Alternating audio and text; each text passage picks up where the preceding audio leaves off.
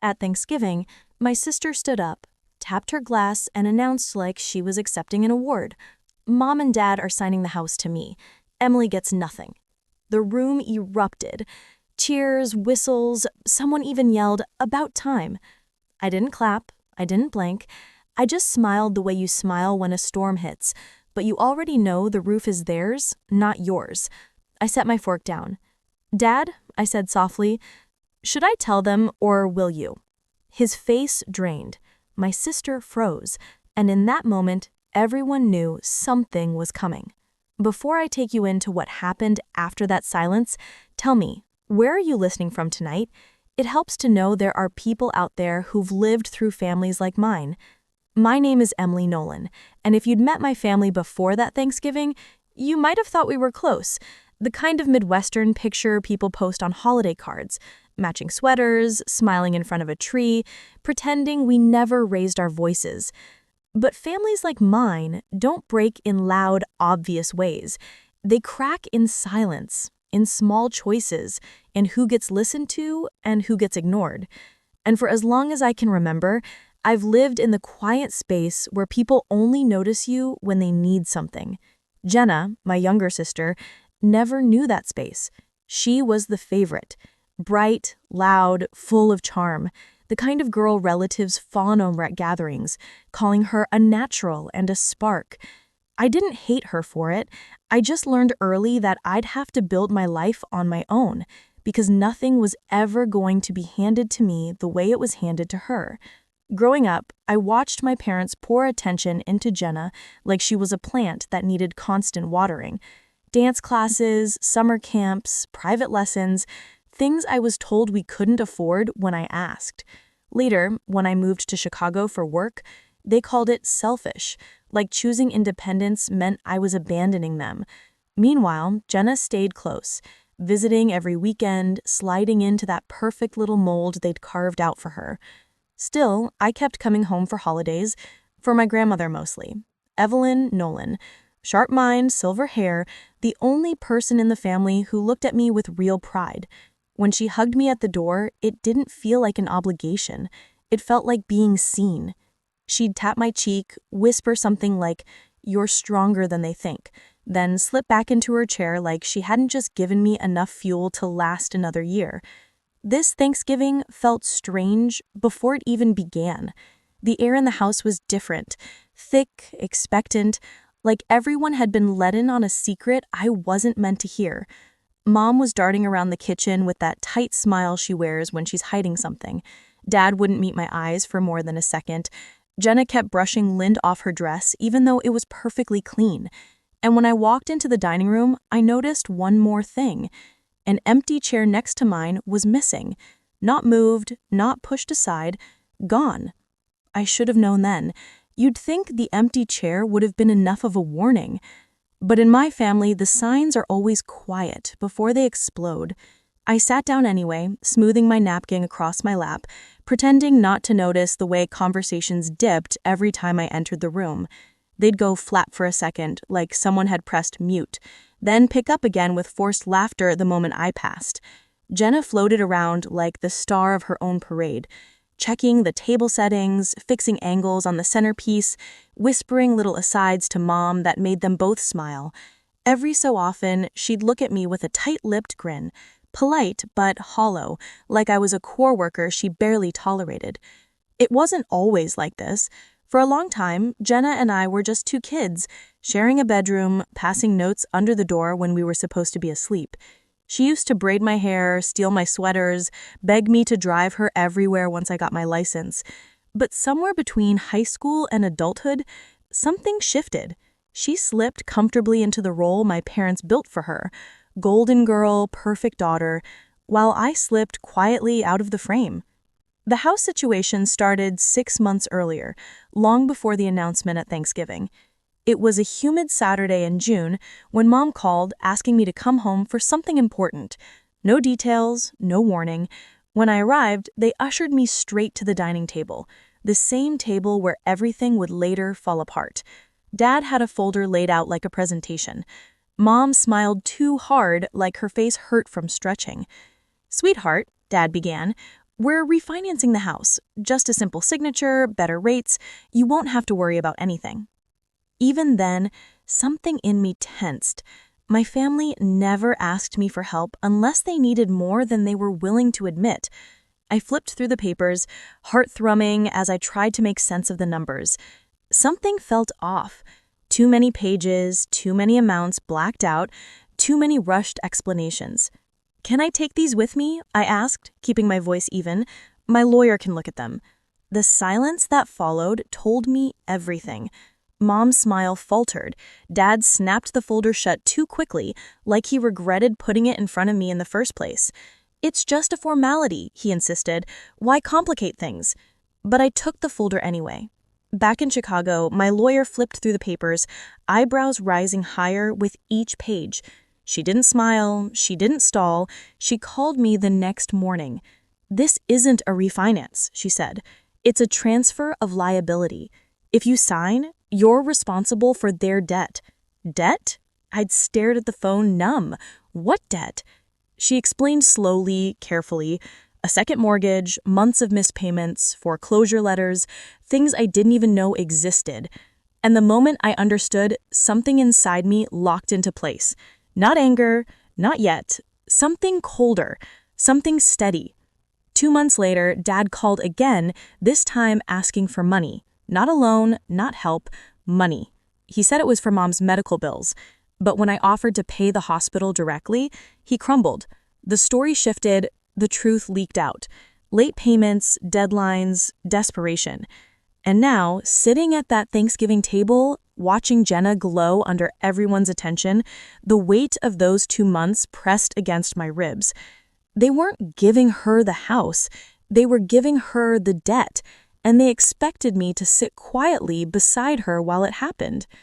By the time November rolled around, the secret sat between my parents and me like a live wire. We did not talk about the papers I refused to sign, or the call where Dad admitted the truth.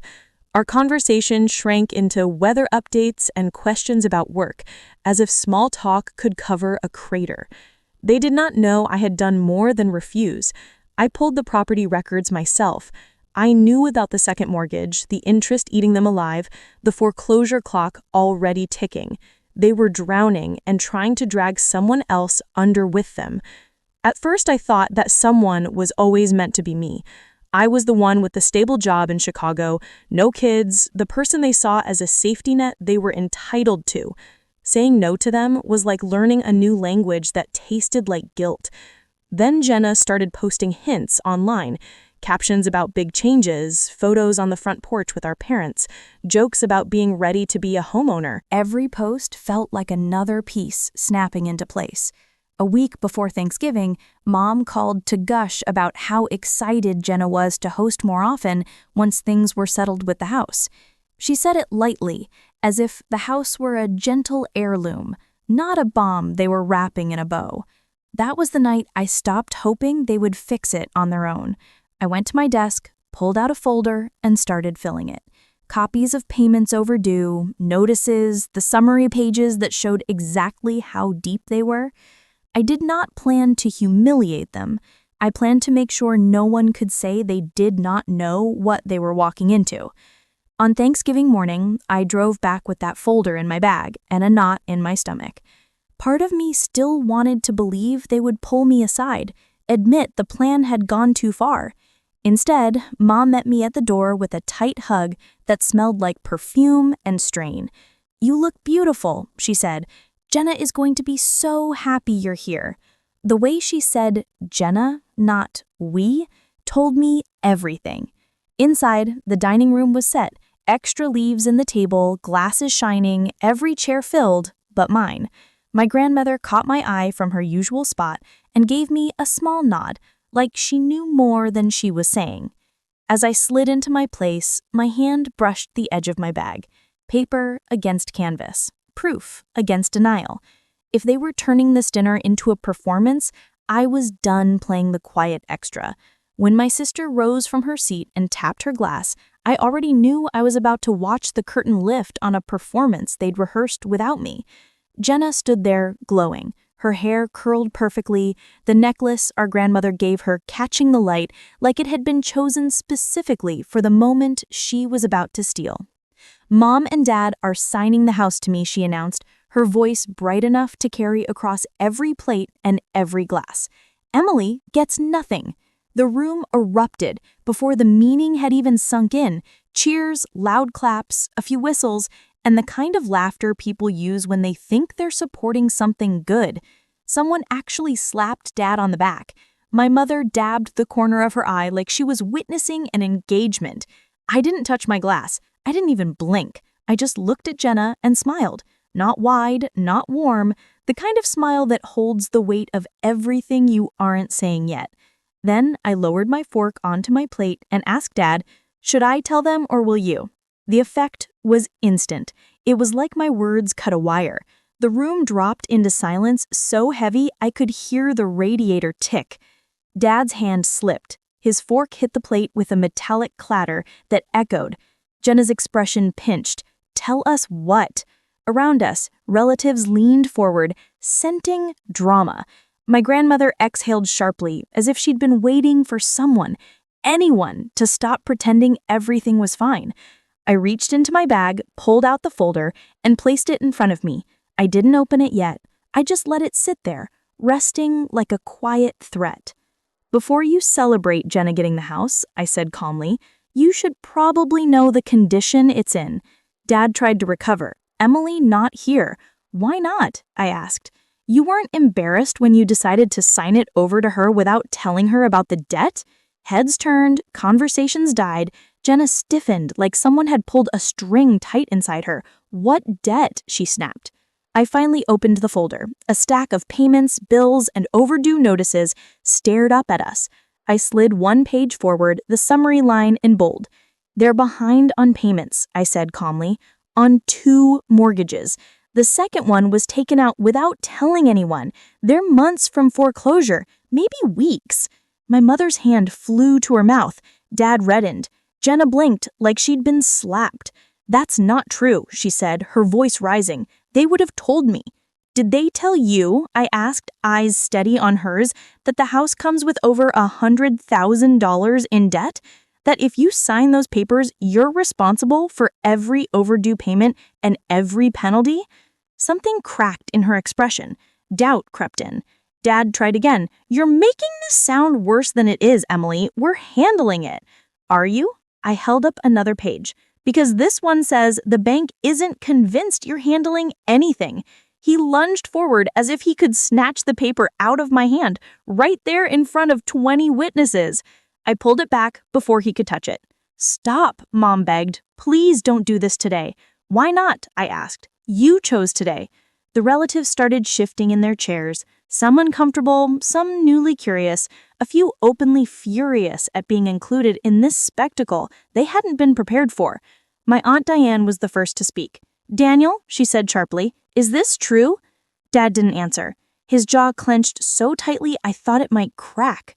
Mom buried her face in her napkin. Jenna looked between them and me, but they said the house was mine. "It was never a gift," I said softly. "It was an escape route for them. They needed someone to carry the debt. First, they tried to trick me. When that didn't work, they chose you." Jenna stood frozen in her sequin dress, shaking. Her fiancé, Tyler, leaned away from her slightly, like he wasn't sure if he should be associated with any of this. "Is she lying?" he asked. "My parents," Mom sobbed. Dad didn't look up. That was enough. Tyler pushed back his chair and stood. "You told me the house was paid off. You said we'd have a clean start." Jenna reached for him, but he stepped back. "You expect me," he said, voice trembling between anger and disbelief, "to start a life on a sinking ship? Tyler, please." He shook his head. "I'm not marrying into this." The room gasped collectively as he walked out, past the turkey, past my stunned parents, out the front door without looking back. Jenna's legs gave out. She dropped into her chair, hands shaking, mascara smudging down her cheeks. For the first time in years, she looked like the little girl who used to crawl into my bed after nightmares. "This isn't my fault," she whispered. "I didn't know." "I know," I said quietly. Dad slammed his palm onto the table. "You ruined everything." I stared at him. No, you ruined everything the minute you tried to hand your debt to your children, like it was an inheritance. You're tearing this family apart, Mom sobbed. It was already broken, I said. I'm just refusing to keep sweeping the pieces under the rug. A murmur rippled among the relatives. Agreement, disappointment, judgment. The kind that stings more because it comes from witnesses who saw everything. My grandmother stood slowly, using the table for balance. Her voice, though thin, carried more authority than anyone else's. I taught you better than this, she said to my father. Your daughters are not lifeboats for you to climb into. Dad shrank. Mom wept harder. Jenna finally looked up at me, eyes hollow. What do I do now? The question hit deeper than she meant, not because I had the answer, but because she was finally asking the right person, not the parents who built her illusions, but the sister they'd pushed aside. Before I could speak, someone knocked on the door hard. Every head turned. The knock came again, louder. Dad frowned. Who? The door opened and a woman stepped inside. Plain suit, badge clipped to her belt, calm, unreadable expression. Mr. and Mrs. Nolan? She asked. I need to speak with you regarding your mortgage records. The room erupted again, this time in a wave of disbelief. Mom nearly collapsed. Dad went white. Jenna grabbed the edge of the table as if it were the only thing keeping her upright. I didn't move. I just sat there, breathing slowly, watching the truth finally land where it belonged. Why is she here? Dad whispered, voice cracking. The investigator didn't blink. We received a report of potential financial misconduct. I have a few questions. You could have heard a pin drop. Not one person cheered now. Emily, Mom sobbed, tell her you misunderstood, please. I didn't answer. Not yet, because the truth was only beginning to unravel. When the investigator stepped into the house, everything that had held my parents together finally snapped. She asked calm, measured questions about payments, overdue notices, the second mortgage, and each answer they avoided made the room feel smaller. Relatives drifted away from them like they were stepping back from a fire. Jenna sat motionless, her hands shaking in her lap. She wasn't angry anymore, just emptied out, like someone had drained the color from her. My grandmother stood behind her, resting a hand on her shoulder, steady and silent. When the investigator left with the documents, the house fell into a heavy quiet. Mom tried reaching for me. Dad muttered that I'd embarrassed them. Neither apology nor blame landed. I picked up my coat. Jenna whispered, "Don't go. I'll still be here," I told her, just not for their lies anymore. In the weeks that followed, everything shifted. My parents were forced to confront what they'd built, layer after layer of secrecy, excuses, and debt. The house went up for sale. They moved into a small apartment across the city, quieter than they'd ever been. No more grand announcements, no more golden child illusions. Jenna started therapy. She called me often, sometimes to cry, sometimes just to sit in silence on the phone. She told me she finally understood why I stopped letting our parents speak for me. As for me, I learned something I should have known years ago. Telling the truth isn't betrayal. Hiding it is. And families built on denial always collapse eventually. If you've ever had to stand alone at a table full of people who claim to love you, tell me where you're listening from. And after hearing my story, what would you have done?